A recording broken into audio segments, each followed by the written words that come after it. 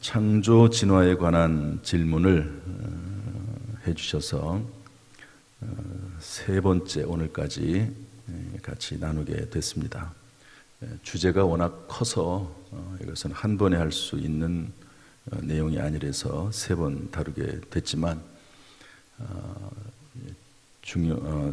각각 중요한 부분들을 나눠서 설명을 했습니다. 전지전능하신 하나님이 믿어지면 창조가 당연히 받아들여지겠죠. 진화도 문제가 되지 않습니다. 그럼에도 불구하고 이 진화론에 대한 이야기를 해야 될 필요가 있습니다. 왜냐하면 세상 사람들은 하나님을 잘 이제 모르는 분들은 이 진화론이 마치 진리인 것처럼 과학적인 정설인 것처럼 그렇게 이해를 하기 때문에 진화론에 대해서 이야기를 해서 진화론은 하나의 가설에 불과하다, 오류가 분명히 있다 하는 것을 얘기를 해주면 좀 더 다른 생각을 좀 할 수 있거든요. 진화론이 진짜인 것처럼 오해할 수 있기 때문에 그렇습니다. 그래서 어제 그 말씀을 드렸고 또 그제는 하나님의 살아계심에 대한 이야기를 했습니다. 오늘은 창조에 대한 이야기를 좀 하려고 합니다. 하나님의 창조가 합당한 이유가 뭔가, 창조에 관해서 자녀들에게 꼭 말해주어야 할 것은 무엇인가 하는 것이죠. 참고로 우리 하나님의 자녀들에게 있어서 하나님의 창조는 창세기 1장 1절로 충분합니다. 태초에 하나님이 천지를 창조하시니라. 이 말씀 한마디면 사실은 끝이지요. 우리는 하나님의 살아계심을 믿고 또 전능하신 하나님께서 천지를 창조하셨다고 하는 이 성경적인 선포, 그 하나면 충분합니다. 그러나 지금 저와 같이 나눠야 될 이 뒷이야기를 진행하는 이유는 자녀들이나 또는 신앙생활을 처음 시작하는 분들에게 창조에 관한 합리적이고 논리적인 이해를 돕기 위해서 시도하는 것 뿐입니다. 왜냐하면 이런 답변이 도움이 되는 분들이 있습니다. 저같이 과학을 했던 대학을 다닐 때 그런 분들에게는 어떤 논리적이나 합리적인 시도 자체가 상당히 마음을 편하게 하는 경향이 좀 있습니다. 그래서 진행하는 과정이고요. 믿음이 확고히 자리 잡는 과정에서 필요해서 말씀을 전하는 것입니다. 그리고 이 과학이나 학문은 가변적이기 때문에 100% 만족한 답은 사실 없습니다. 그래서 과정 가운데서 이 말씀을 나누는 것이다. 우리 하나님의 자녀들에게 있어서는 성경 말씀이 사실은 가장 큰 증거예요. 할렐루야. 하나님의 말씀이 가장 큰 증거지 어떤 다른 증거가 필요하겠습니까? 그렇지만 이런 내용들이 도움이 되는 분들이 있기 때문에 좀 나누려고 합니다. 첫 번째로 저를 따라서 하시죠. 하나님의 창조는 생명은 생명으로라는 대자연의 질서에 완전히 일치합니다. 창조가 뭐죠? 하나님께서 태초에 온 우주 만물과 지구와 또 지구 안에 있는 사람을 비롯한 모든 동식물 등을 창조하셨다. 이게 이제 창조 아닙니까? 그런데 진화론은 무생물에서 생명이 되었다고 주장을 합니다. 그러나 이것은 생명은 생명으로라고 하는 생물학의 대전제를 위배합니다.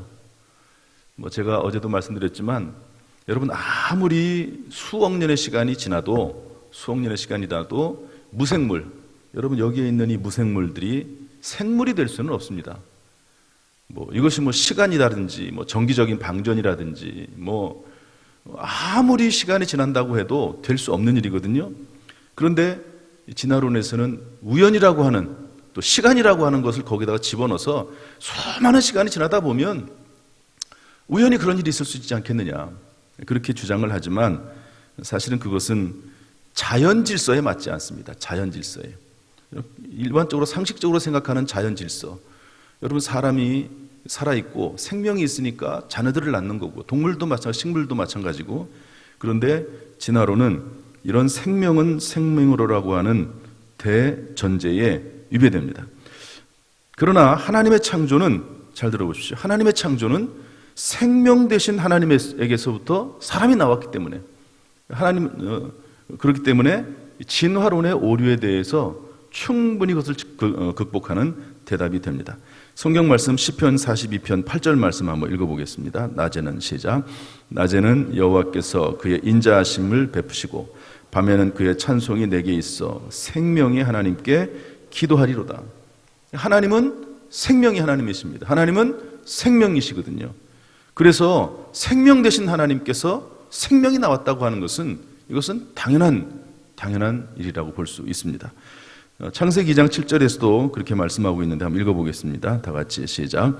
여호와 하나님의 땅의 흙으로 사람을 지으시고 생기를 그 코에 불어넣으시니 사람이 생명이 되니라. 생명 되신 하나님께서 생기를 불어넣으심으로 말미암아 생명이 탄생을 하는 거죠. 이게 너무너무 자연스럽고 더 어떻게 보면 합리적이고 과학적이라고 볼 수가 있을 것입니다. 두 번째, 하나님의 창조는 획득 형질은 유전되지 않는다는 생물학의 합당한 원리에 온전히 부합합니다. 어제 말씀드렸듯이 여러분, 획득 형질은 유전되지 않습니다.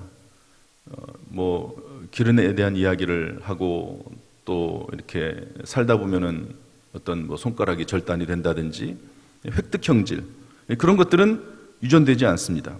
후대에 이어지지 않는 것이죠. 왜냐하면 유전자가 변함이 없기 때문에 그렇습니다. 부모가 아버지가 어떤 일이 있어서 손가락이 절단됐다 한다고 해서 후대까지 그렇게 될 수 있는 것은 아니죠. 따라서 원숭이가 사람이 될 수 있다는 진화론은 아예 처음부터 성립이 되지 않습니다. 어떤 분이 이런 얘기를 하더라고요. 어떤 과학자가 만약에 다윈의 시대에, 진화론을 처음 얘기했던 다윈의 시대에 현미경만 있었어도 다윈이 진화론을 말하지 않았을 것이다. 그렇게 얘기하는 분도 봤습니다. 따라서 하나님의 창조는 처음부터 모든 생물들은 각기 그 종류대로 창조되었다고 말씀하심으로써 진화론의 오류에 대해서 오히려 더 확실한 대답을 할 수가 있습니다. 창세기 1장 11절 말씀 보면 다 같이 읽어보겠습니다. 시작. 하나님이 이르시되 땅은 풀과 씨 맺는 채소와 각기 종류대로 씨 가진 열매 맺는 나무를 내라 하시니 그대로 되어. 창세기 1장 25절 시작. 하나님이 땅의 짐승을 그 종류대로, 가축을 그 종류대로, 땅에 기는 모든 것을 그 종류대로 만드시니 하나님이 보시기에 좋았더라. 처음부터 그 종류대로 창조가 된 것이지 종의 변이는 없습니다. 종간 변이. 이것도 아주 중요한 어떤 생물학적 원리 중에 하나거든요. 이 종간 변이는 없다는 겁니다. 아무리 비슷하다 할지라도 원숭이가 사람이 되거나 개가 늑대가 되거나 또 고양이가 자라서 호랑이가 되거나 그런 일은 없습니다. 왜? 종이 다르니까. 비슷해 보이는 것뿐이지 종이 달라서 완전히 구분이 된다 하는 것이죠. 그래서 오히려 하나님의 창조가 모든 종류대로 창조가 됐다고 하는 하나님의 말씀이 훨씬 더 생물학의 원리에 합당하다 하는 것을 알 수가 있습니다. 세 번째로, 하나님의 창조는 연력학 제2법칙으로는 설명할 수 없었던 생명의 생성에 대한 근거를 제공합니다. 연력학 제2법칙도 제가 어제 말씀을 드렸습니다. 연력학 제2법칙, 엔탈피의 법칙, 혼란도 증가의 법칙이라고 말씀드렸죠. 사실 쉬운 이론은 아니지만 어쨌든 모든 사물들은요, 시간이 지나면 지날수록 점점 후퇴하게 되어 있습니다. 점점 이렇게 낡아지는 것으로 변화가 되게 되어 있죠. 따라서 그러한 무질서를 중단시키고 질서를 유지하기 위해서는 에너지가 요구됩니다. 어제는 제가 이 얘기를 하지 않았지만 연력학 제2법칙에 부가적으로 들어가야 될 내용이 뭐냐면 무질서, 혼란도 증가의 방향으로 모든 사물들은 가기 때문에 그것을 유지하기 위해서는 에너지가 요구되는 거죠. 여러분, 우리 생명체도 가만히 놔두면 점점 이렇게 낡아지게 되는 거죠. 물론 우리 시간이 지나면서 나이가 들면서 우리의 몸이 점점 이렇게 후패해지는 것은 맞지만, 그러나 그럼에도 불구하고 어느 정도 유지가 되는 것은 우리의 신체, 세포 내에는 미토콘드리아라는 게 있습니다. 미토콘드리아. 여기에서 끊임없이 에너지를 만들어내거든요. 그래서 그 에너지를 공급하는 겁니다. 에너지를. 그러니까 사람이 그나마 생명체를 유지해가면서 살아나가는 겁니다. 연력학 제2법칙은 도저히 이 생명에 대해서 이 무질서한 원시대기나 이런 상황에 대해서 설명이 되지 못하지만, 그러나 하나님의 창조는 무질서한 지구에 전지전능하신 하나님의 능력, 에너지와 힘이 임해서 질서를 만들어낸 것이기 때문에 생명의 생성과 유지에 훨씬 더 가깝게 우리에게 이해를 시킬 수 있는 그런 부분이라고 볼 수가 있습니다. 창세기 1장 2절 3절 말씀 다 같이 읽어보겠습니다. 시작.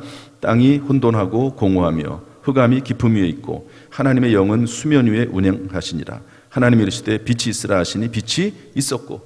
혼돈하고 공허하면은요, 여러분 태초의 우주나 지구의 모습이 혼돈, 공허, 무질서입니다.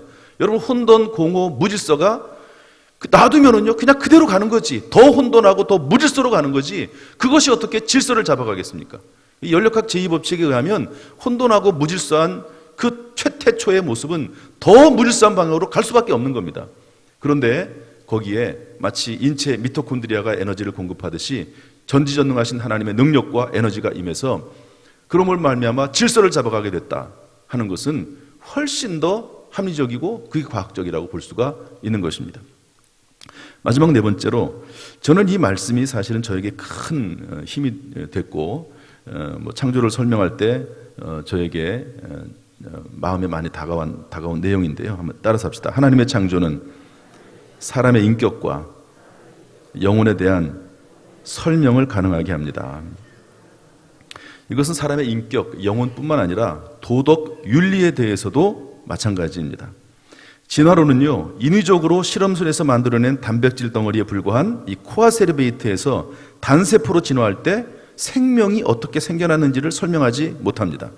더욱이 사람의 인격과 영혼에 대한 설명은 할 수 없습니다. 여러분, 진화론에서 인격에 대한 이야기를 어떻게 합니까? 진화론에서 어떻게 사람의 영혼에 대한 이야기를 합니까? 그런데 하나님의 창조는 하나님의 형상대로 창조된 사람의 영혼과 인격에 대해서 충분한 설명이 됩니다. 하나님의 형상은 영혼이며 인격, 성품, 지정의, 생각하고 느끼고 의지를 가지는 그런 부분에 대해서 우리에게 충분히 설명이 되는 것이죠. 여러분, 진화론에는 하나님의 성품이 없습니다. 인격이 없고 그리고 영혼이 없습니다. 진화론에는 단순히 물질적인 존재라고 하는 것만을 이야기하는 것이죠. 그래서 진화론에서 유물론이 발생하게 되는 것이고, 그리고 우성학이나 열성학 이런 것들이 발견이 되면서 심지어는 열성분자에 대한 소멸 이론까지도 나오는 것이죠. 그렇지 않겠습니까? 우성, 좋은 형질을 가지고 있는, 좋은 유전자를 가지고 있는 사람이나 동물들은 계속 발전시켜 나가고, 그렇지 못한 열성분자, 열성 요인을 가지고 있는 것들은 도태시켜 나가는 자연스러운 이론들이 나오게 되는 것입니다. 이것이 조금 더 심하게 나가면 폭력혁명이나 피해혁명까지도 나올 수 있는 것. 왜냐하면 하나님을 형상을 가지고 있는 영적인 존재, 고귀한 존재가 아니고 물질적인 존재에 불과하기 때문에 거기까지 비화해서 나갈 수 있는 것이 진화론이라고 볼 수가 있습니다. 이러다 보면은요, 여러분, 진화론과 이 하나님의 창조를 믿는 이 두 부류는요, 아주 극명하게 끝에 가서는 갈라지게 됩니다. 마치 성경에 가인 계열과 셋 계열이 있듯이, 가인 계열과 하나님의 사람의 계열이 있고 또 그렇지 않고 세상에 사람의 계열이 있듯이 그렇게 갈라지게 되는 것이죠. 처음에는 어떤 학문적인 차이, 어떤 생각의 차이에서 하나님의 창조와 진화로 이렇게 갈라지지만 그 끝에 가서는요, 하나님의 존재가 있느냐 없느냐, 또 그리고 사람에게 영혼이 있느냐 없느냐, 이런 게까지 극명하게 갈라지게 되는 것입니다. 그래서 이 하나님의 창조는 사람의 인격과 영혼, 도덕, 윤리에 대해서도 충분한 해답이 된다 하는 것을 알 수가 있습니다. 물론 여러분, 저와 여러분은 결국 가면은요, 태초에 하나님이 천지를 창조하시니라 이 말씀 하나면 충분합니다. 그렇지만 또한 여러 가지 이런 합리적이고 또 합당한 그런 설명도 가능하다 하는 말씀을 드립니다. 여러분, 따라서 하나님의 창조가 주는 교훈은 뭡니까? 하나님의 창조가 주는 교훈, 그것은 우리를 창조하신 하나님을 인해서 전능하신 하나님을 우리가 믿기 때문에 그 하나님과 함께 온갖 두려움을 이겨낼 수 있다는 것입니다. 또 창조의 하나님은 그때 창조하고 끝나고 마는 것이 아니고 지금도 여전히 창조의 하나님으로 우리와 함께 하시고 우리의 모든 상황 가운데서 새로움을 만들어내시고 창조할 수 있는 분이시다 하는 것을 또한 알 수가 있습니다. 그래서 우리 이사야서 43장 1절 말씀 다 같이 읽어보죠. 이사야서 43장 1절 시작. 야곱아 너를 창조하신 여호와께서 지금 말씀하시느니라. 이스라엘아 너를 지으신 이가 말씀하시니라. 너는 두려워하지 말라. 내가 너를 구속하였고 내가 너를 지명하여 불렀나니 너는 내 것이라. 여러분, 창조의 하나님 우리에게 주는 교훈이 뭡니까? 두려워하지 말라는 거죠. 하나님은 창조하시는 분이시고 전능하신 분이시기 때문에 그 하나님을 의지하고 믿고 살아갈 것을 우리에게 권면해 주고 있습니다. 이사야서 65장 18절 말씀 다 같이 읽어보겠습니다. 시작. 너희는 내가 창조하는 것으로 말미암아 영원히 기뻐하며 즐거워할지니라. 보라 내가 예루살렘을 즐거운 성으로 창조하며 그 백성을 기쁨으로 삼고. 여기서 창조라고 하는 것은 새하늘과 새 땅에 대한 이야기입니다. 그렇지만 이것이 주는 의미는 뭐냐면 하나님은 태초에 온 우주 만물과 사람을 창조하셨고 그리고 그 이후에도 끊임없이 창조의 하나님으로 살아계시고 그리고 맨 마지막에 새하늘과 새 땅을 또 창조하시는 분이 하나님이시다 하는 것이죠. 여러분, 정말 절망적인 그런 상황 가운데 있다 할지라도 하나님은 전능하시고 그리고 끊임없이 불가능한 것을 가능하게 하시고 그리고 새롭게 창조하시는 하나님이심을 깨닫고요. 여러분, 하나님과 동행하는 가운데 하나님의 능력과 지혜가 저와 여러분의 것이 될 수 있기를 주님의 이름으로 축복합니다. 오늘도 하나님의 창조하심에 대해서 흔들림 없이 확고히 믿음 안에 살아나가서 하나님께 영광이요 우리에게도 큰 은혜와 축복이 되기를 주님의 이름으로 축원합니다. 기도하겠습니다.